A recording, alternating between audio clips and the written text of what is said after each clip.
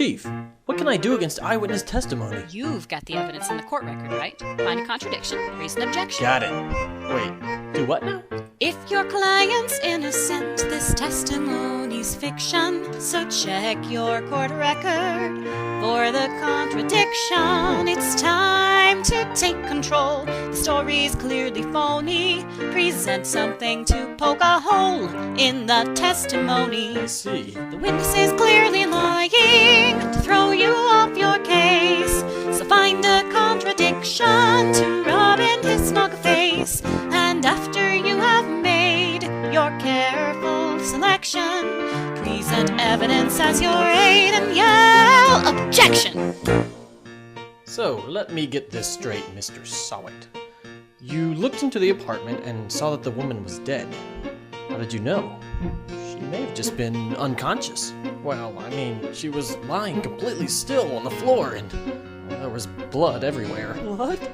Everywhere? It was obvious she was gone. I was too afraid to move. I couldn't even go inside. I was completely frozen in fear. You didn't go inside? That's probably the fastest contradiction I ever heard. So you've got to point it out, right? What you need to achieve is grab the court's attention. In order to make them believe, you must create some tension. How dare the witness tell a lie while being on the stand? Look him in the eye and bang your desk loudly with your hand. Hold it! You say you didn't go inside. How did you know the phone wasn't working? You see, the phone was on a shelf next to the door.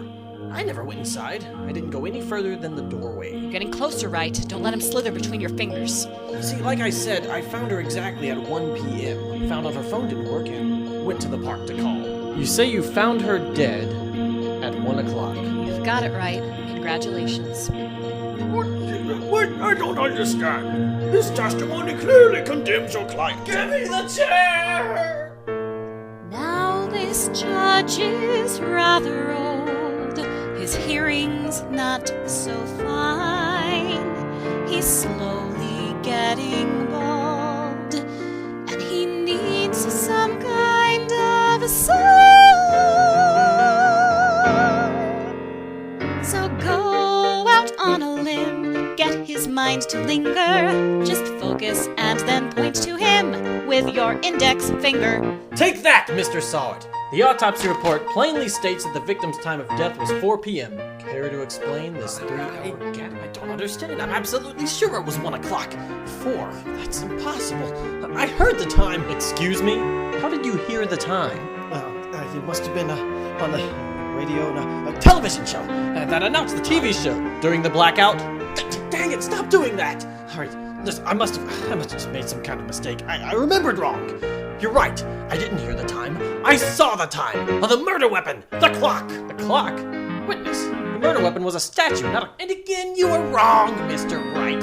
The murder weapon is indeed a clock. It says the time allowed. I didn't bring it up because I thought it was an unnecessary detail. Mr. Wright, it appears your argument is moot. Do you have anything to add? And at last, this case finally begins to unwind. You know what to do, right? Let's do it, Chief. The witness is clearly lying to throw you off your case. So find a contradiction to rub in his smug face. And after you have made your careful selection, I'll present evidence as your aid and yell, yell, yell. Objection!